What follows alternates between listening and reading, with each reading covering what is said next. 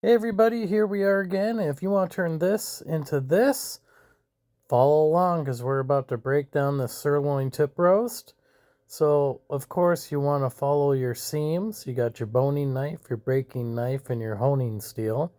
You want to take your boning knife and you want to follow these seams. When in doubt, just find a seam and follow it through. You want to stay on one side of that all the way down. It's going to curve around to the bottom. So these sirloin tip roasts are anywhere from $6 to $8 a pound, depending on if you want select, choice, or prime. And then once you get the steaks themselves are anywhere from $12 to $15 a pound. So it's a really good value just to go ahead and buy the whole roast, cut it up. You can get yourself some fajita meat, some cube steak, some chop it up for stew meat, and then you're gonna still have some stuff that you can grind up with your trim. You can cut it thin, that way you can just kind of flash fry it in a pan, really tender to do it that way. When you're doing a more lean steak, you want to cook it a little faster.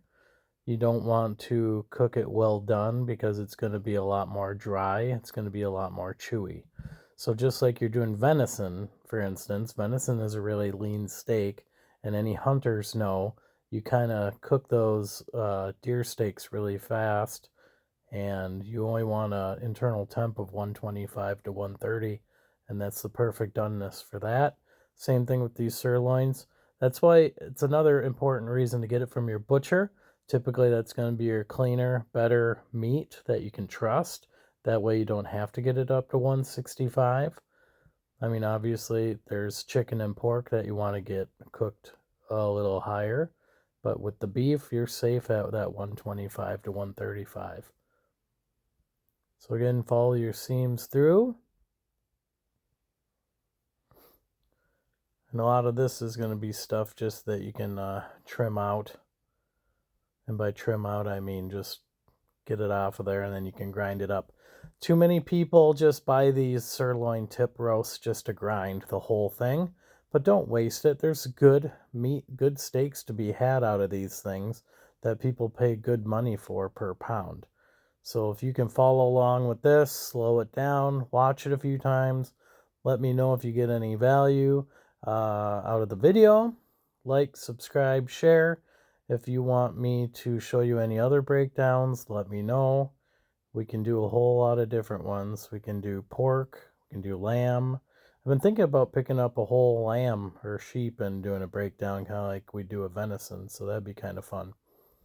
If it has too much of a seam through it, that goes in the trim pile because you don't want to chew on that when you're cooking it. So if you can look at that steak and you're like, that looks like it'd be too chewy, just cut it out.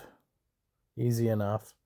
Go as thin or as thick as you want. Just remember, thicker, the longer you have to cook it, and the more potential you have of getting a drier, more rubbery steak.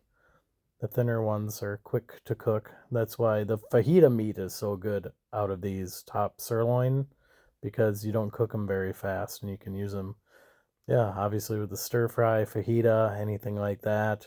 And then they go good in a chili if you're doing them for stew meat too. So you got your thin cut, thick cut, and then you got some sirloin tip roasts too.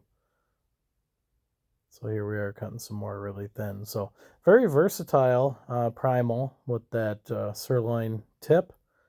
And I just want to show you how many steaks you can actually get out of one of those. Gonna get a whole sirloin tip, a 5-pounder for $25, and you can get all this out of it. I mean, it's a really good value for what you get. So again, let me know if there's anything else you want to watch. Thanks for watching, and together, let's do this.